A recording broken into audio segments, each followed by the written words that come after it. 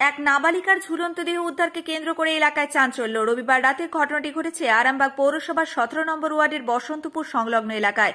মৃতের নাম পায়েল দলুই, বয়স 17 বছর। জানা গেছে পায়েল খুব ভালো নাচ করত। এদিন সে তার নিজের বাড়ির রান্নাঘরে গলায় কাপড় জড়িয়ে ফাঁস লাগায়। পরে স্থানীয়রা তাকে উদ্ধার করে আরামবাগ মেডিকেল কলেজ হাসপাতালে নিয়ে গেলে চিকিৎসক মৃত বলে ঘোষণা করেন। আমি কলকাতায় গিয়েছিলাম একটা কাজের জন্য। 5:30টার সময় আমাকে শ্বশুরবাড়ি থেকে ফোন করে যে এরম নাকি আমার শালির গলায় দড়ি দিয়েছে। তো জানার পর আমি যথারীতি সেখান থেকে ট্রেন ধরে এসেছিলাম। তো এসে দেখলাম যে শুনলাম ব্যাপারটা মুখে যে সত্যিই গলায় দড়ি দিয়েছে। প্রথম তো বিশ্বাস করিনি, তারপর দেখলাম যে সত্যিই গলায় দড়ি দিয়ে দিয়েছে। ব্যাপারটা ঠিক আমার কাছে ক্লিয়ার নেই, কারণ আমি এখনও অবধি জানতে পারিনি যে কী করে গলায় দড়ি দিয়েছে।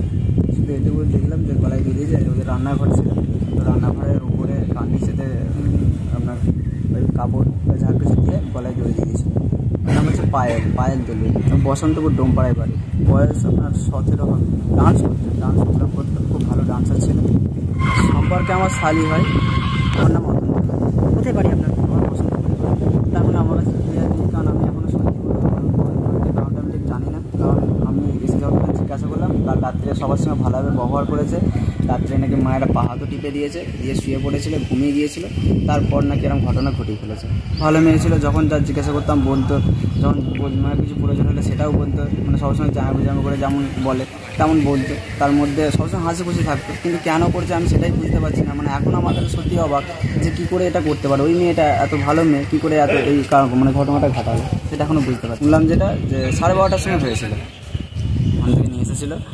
তারপর আমি এখানে এলাম, এসে এখানে আছি, দেখলাম বডিটা আমি দেখলাম। এই এখন দেখালো আমাদেরকে।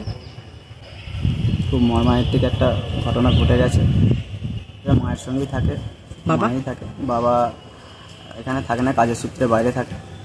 মায়ের কাছেই মানুষ। মা দিদা মানুষ করতো, খুব ভালোবাসতো। মানে মাকে যা চাইতো মা তাই দিত।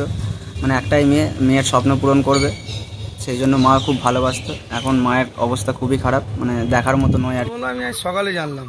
আমার কালকে শো ছিল, শো থেকে ফিরেছি প্রায় ভোর 5টা বেজে গেছে। বাড়িতে শুয়েছিলাম, অনেকজনই কল করেছে, ফোনটা সাইলেন্ট করে শুয়ে পড়েছিলাম।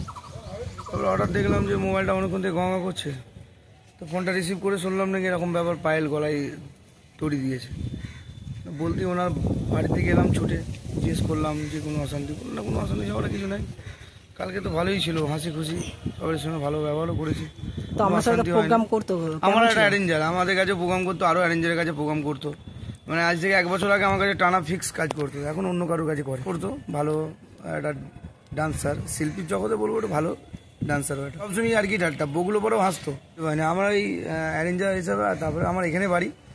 আর যে কোনো মানুষের অসুবিধা হলে আমি আসি ছুটে। হসপিটাল রক্ত বলো, এই যে কোনো বিষয়ে আমি ছুটে আসি। তো এইটার বিষয়ে আমি এসেছি ছুটে একটু। ওনার বাড়িতে গেলাম, ওনার বাবা নেই, ওনার মায়ের কাছেই হচ্ছে মানুষ। এই যে ওনার যে ওনার জামাইবাবু আমার কাছে কাজ করে। আমার নাম শেখ লালছে।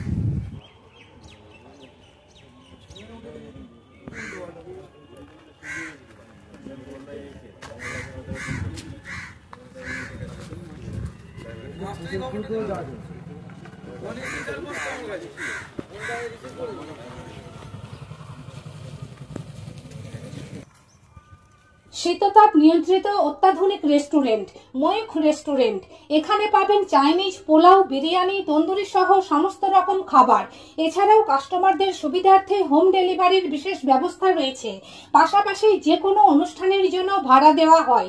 আমাদের ঠিকানা খানাকুল হেলান সংলগ্ন তিলক চক। Phone number 8617492616 9732162360। সেরা খাবারের স্বাদ পেতে আজই আসুন ময়ূখ রেস্টুরেন্টে।